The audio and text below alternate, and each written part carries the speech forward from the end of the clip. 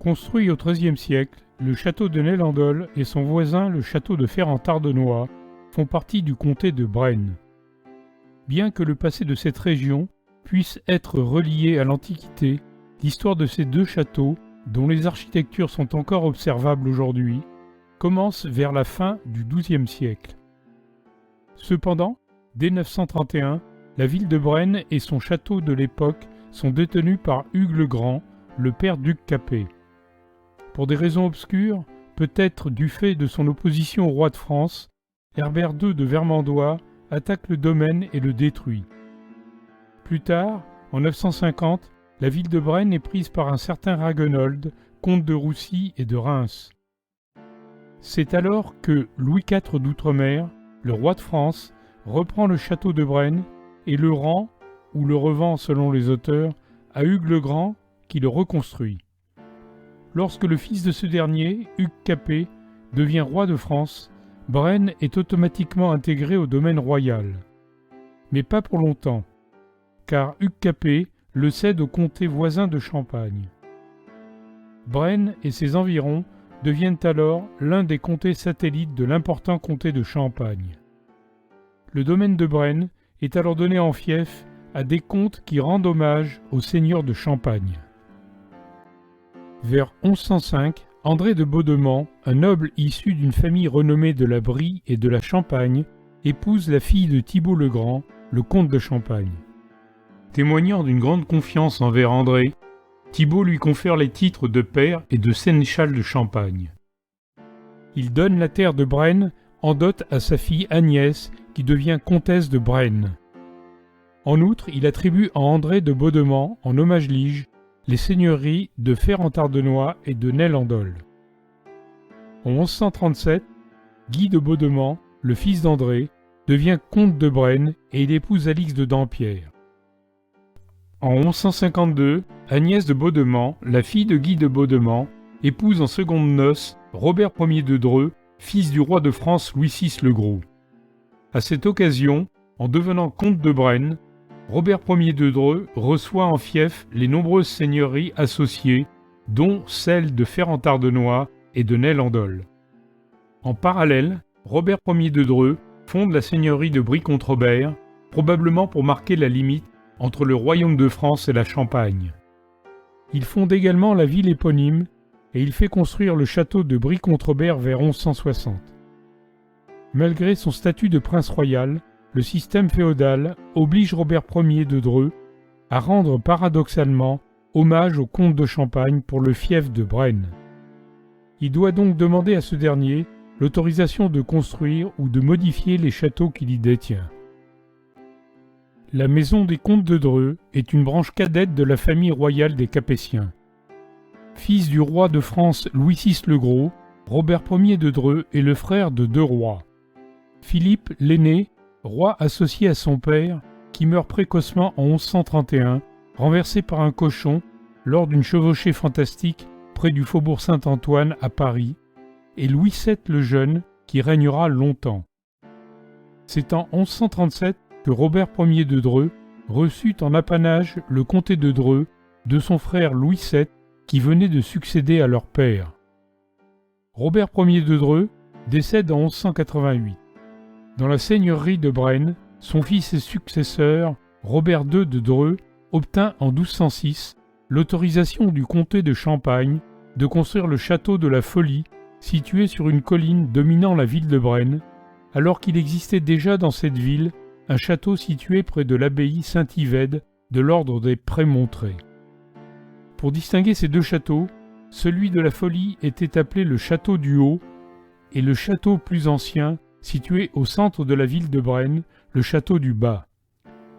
À la même époque, Robert II de Dreux reçut l'autorisation de sa marraine Blanche, la comtesse de Champagne, de bâtir le château de Fer-en-Tardenois sous deux conditions.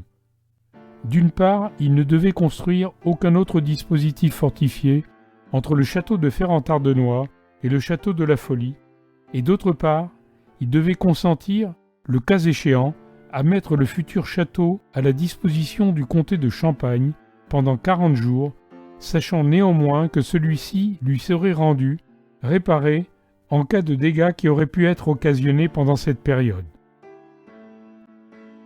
Lorsqu'il mourut en 1218, Robert II de Dreux laissa en héritage à son fils aîné, Robert III de Dreux, le château bas de la ville de Braine et la seigneurie de Nel-en-Dol.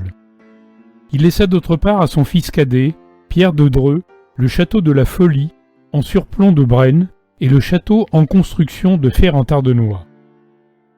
Pierre de Dreux porta le sobriquet de Pierre Mauclerc, ou en français moderne Mauvais-Clerc, qui lui fut attribué par le clergé breton en raison de multiples conflits qui les opposèrent. De son côté, Robert III de Dreux porta le surnom de Robert Gadblé, qui lui avait été attribué car il avait probablement endommagé un champ de blé lors d'une partie de chasse dans sa jeunesse. Pour parfaire la symétrie avec son frère Pierre Mauclerc au-delà d'un surnom, Robert Gadblé obtint en 1226 l'autorisation du comte Thibaut de Champagne de construire une maison forte, le château de Nel-en-Dol, situé à proximité de Fer-en-Tardenois. Ainsi, pour résumer, Robert Gadblé pouvait superviser à partir du château de Nel-en-Dol le château de Fer-en-Tardenois en construction appartenant à son frère Pierre Mauclerc. De façon symétrique, ce dernier pouvait superviser le château bas de Braine depuis son propre château de la Folie. À cette époque, en effet, la confiance ne régnait donc pas entre les deux frères, qui furent opposés lorsque Pierre Mauclerc et Thibaut IV de Champagne entrèrent en rébellion contre Blanche de Castille, régente du royaume de France pendant la prime jeunesse de Saint-Louis, après la mort prématurée de son mari Louis VIII. Cette opposition ne dura que quelques années, pendant lesquelles les deux frères n'entrèrent pas directement en conflit. Par la suite, le déroulement de la vie fit que Robert III de Dreux, le constructeur du château de Nel-en-Dol, mourut en 1234 et que Pierre Mauclerc mourut au retour d'une croisade en 1250, alors que le château de Fer-en-Tardenois n'était pas encore pleinement achevé. Le château de Nel-en-Dol se situe à quelques kilomètres de la ville de Fer-en-Tardenois, sur une route départementale se dirigeant approximativement vers l'est en direction de Reims. Près de Fer-en-Tardenois, sur le côté droit de la route, le voyageur aperçoit un rocher de forme particulière, appelé traditionnellement la tortue ou le grès qui va boire. Ce rocher indique la direction de la vallée où coule la rivière Ourcq qui alimente le canal éponyme, fournissant de l'eau potable pour la ville de Paris depuis plusieurs siècles. La région ne manque donc pas d'eau et au Moyen Âge, le château de Nel-en-Dol fut implanté sur une plaine à sol marécageux. Peu avant d'arriver au château, cette fois sur le côté gauche de la route, le cimetière militaire américain Oise N, le second en Europe par la taille, relatif à la Première Guerre mondiale, marque le fait que la dernière bataille vécue par le château est relativement récente et qu'elle fut sanglante. Selon les informations historiques, et surtout selon les constats architecturaux, le château de Nel-en-Dol fut construit en copie conforme du château royal de Dourdan, à deux transformations géométriques près. D'abord, une rotation d'environ une cinquantaine de degrés vers l'est, comme indiqué sur l'écran, pour positionner les deux donjons ou tours maîtresses en parallèle. Puis, une symétrie axiale, dont l'axe est orienté est-ouest, positionnant le châtelet d'entrée, comme désiré par les architectes de Nel-en-Dol, vers le nord. Afin de mieux comprendre les descriptions architecturales qui vont suivre, il est intéressant de procéder à une simulation d'ensemble qui propose une image du château tel qu'il devait apparaître au XIIIe siècle. Dans cette simulation, toutes les hauteurs des tours et des remparts sont surélevées. Les tours sont coiffées de toits, probablement coniques, et les remparts sont équipés de créneaux. Comme nous ne savons pas exactement aujourd'hui quel était l'état sommital du donjon, nous représentons ici deux variantes qui montrent que la hauteur de celui-ci passe des 23 mètres mesurés actuellement à plus de 30 mètres au XIIIe siècle lorsque l'on inclut la toiture. La seconde variante du donjon présente une toiture équipée de hourds comme vous pouvez la rencontrer souvent à cette époque. On note que le château et le donjon sont entourés d'un fossé rempli d'eau pouvant atteindre par endroits près de 30 mètres de large. Étant donné la nature marécageuse du sol environnant le château, on peut imaginer les difficultés rencontrées par les assaillants pour investir la place forte. Modèle du château de Nel-en-Dol, le château de Dourdan fut le dernier château construit par le roi Philippe Auguste, qui avait entamé un vaste programme de construction pour défendre le domaine royal. Si l'on connaît la date de 1222 pour l'achèvement de ce château, on ne connaît cependant pas la date du début de sa construction. Dourdan est l'archétype abouti, encore bien conservé de ce que l'on nomme aujourd'hui l'architecture philippienne. Philippe Auguste, qui a donné son nom à ce type d'architecture militaire, l'inaugura en 1190 lors de la construction du château primitif du Louvre, destiné à protéger la ville de Paris en dehors de l'enceinte fortifiée que le roi faisait ériger à la même époque.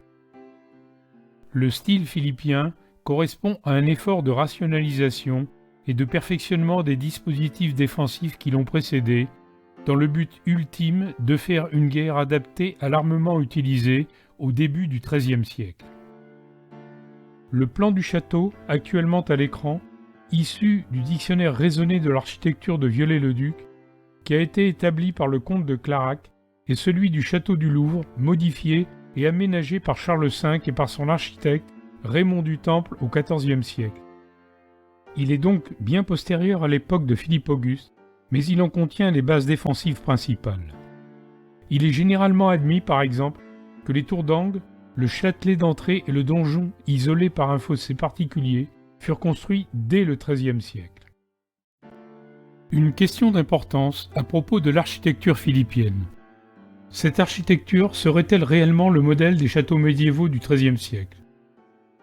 Ne devrait-on pas plutôt l'appeler l'architecture robertienne?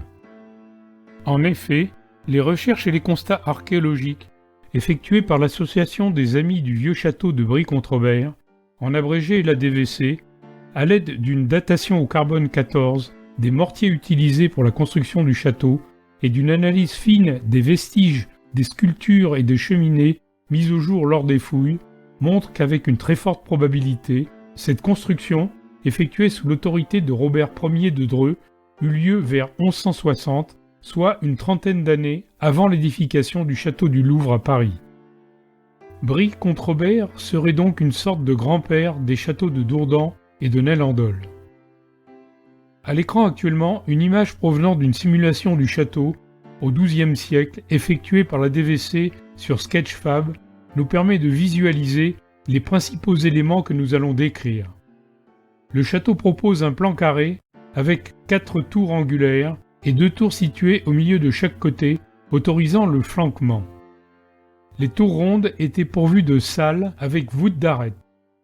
Cette disposition d'ensemble dégage un espace central autour duquel sont implantés, accolés au rempart, des bâtiments d'habitation et de services.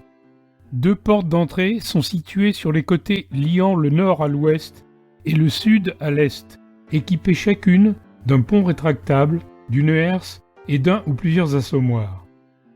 Dans le cas du modèle type philippien de Dourdan, l'une d'entre elles est remplacée par une tour médiane. À Brie-Contrebert, les dispositifs qui faisaient office de défense ultime étaient 2 tours construites au-dessus des portes d'entrée. La tour Saint-Jean, d'une hauteur d'environ 33 mètres, comportait 2 fines tourelles d'angle. Elle était considérée comme la tour maîtresse et donnait côté campagne. La tour de Brie, opposée géographiquement, était rectangulaire, mais moins haute que la précédente. Elle donnait sur le marché de la ville. Les tours sud et sud-est étaient dotées d'un système de latrines sophistiqué à plusieurs niveaux qui était vidangé par de l'eau courante, comme on peut en trouver à l'abbaye de Royaumont, construite au début du XIIIe siècle. Ce dispositif, comme nous le verrons, surpasse de loin le système fonctionnel équivalent utilisé pour le donjon de Nel-en-Dol. Vu l'ensemble des éléments et des arrangements architecturaux communs à Dourdan et à Brie-Contrebert, il nous semble bien que les choix de l'architecture militaire utilisés au château philippien de Dourdan furent grandement inspirés par ceux effectués à Brie-Contrebert.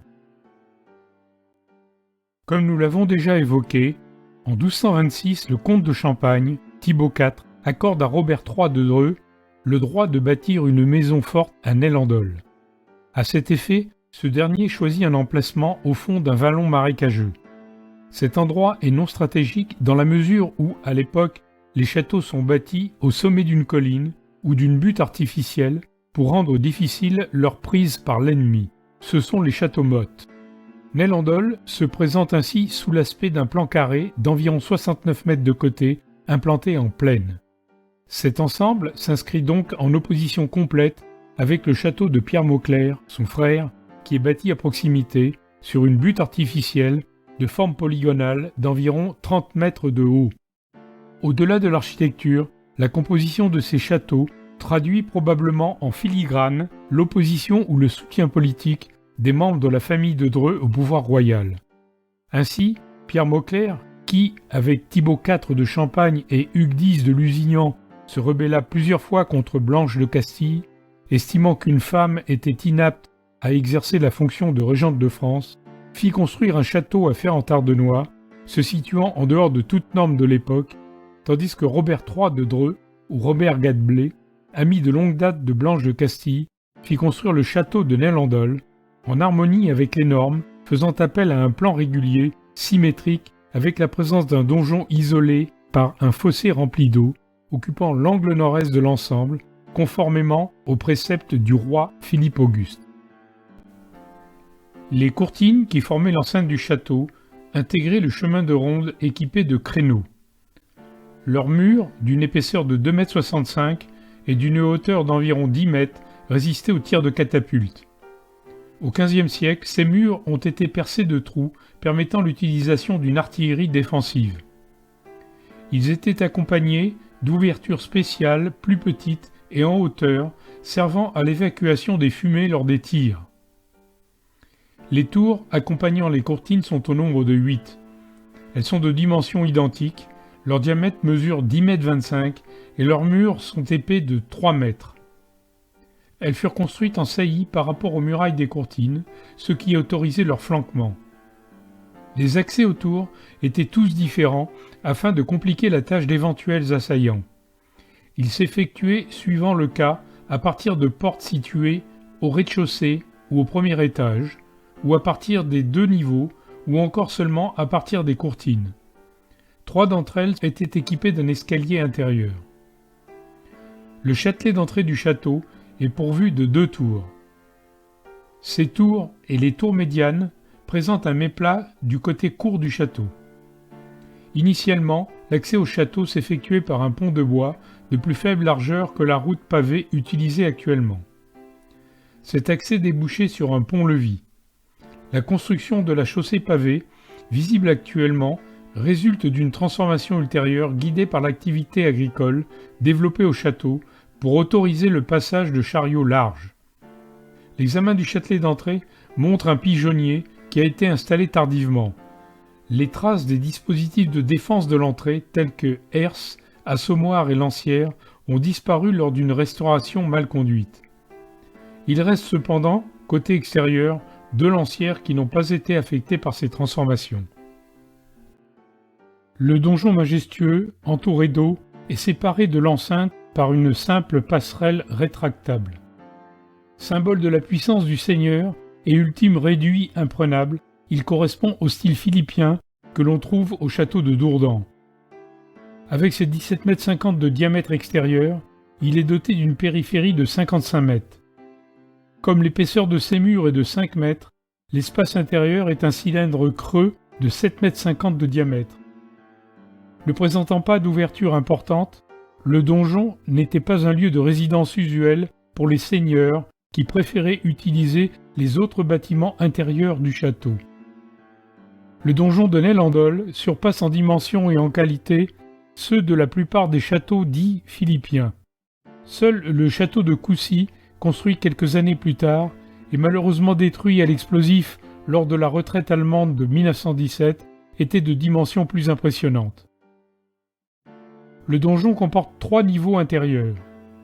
Au rez-de-chaussée se situait la salle d'armes. Elle était dotée d'une voûte d'ogive reposant sur cul de lampe et culminait à 9,80 m en son centre. Son sol était recouvert de tommettes. Elle était pourvue d'un puits. Une canonnière y a été percée au XVe siècle. Des fouilles ont fait apparaître dans le sol des saignées relativement larges qui qui ont été occupés par des poutres en bois, formant une sorte de réseau. Des sondages plus profonds ont révélé que des réseaux de poutres de formes géométriques diverses, hexagones, carrés, autres polygones, se retrouvaient à différentes hauteurs d'enfouissement.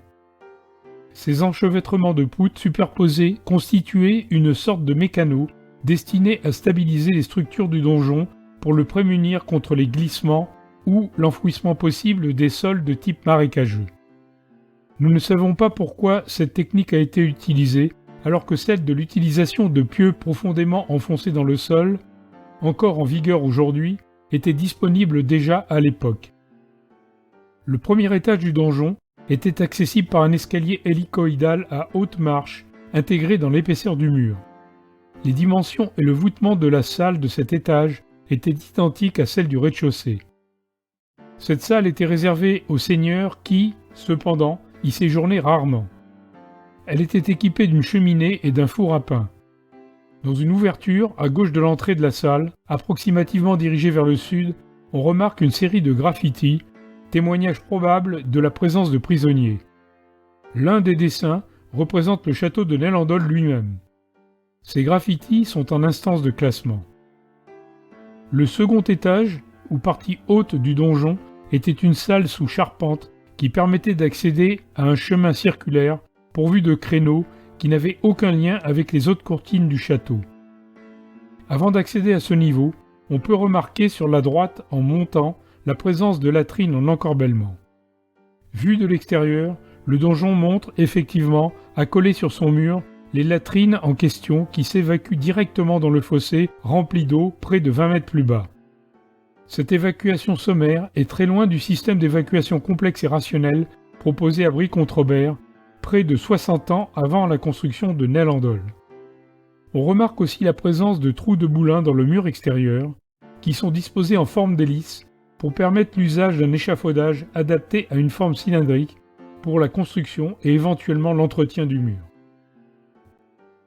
Accolés aux courtines du château, des bâtiments datant du XIIIe siècle ont existé sur 3 côtés, sauf du côté de l'entrée au nord.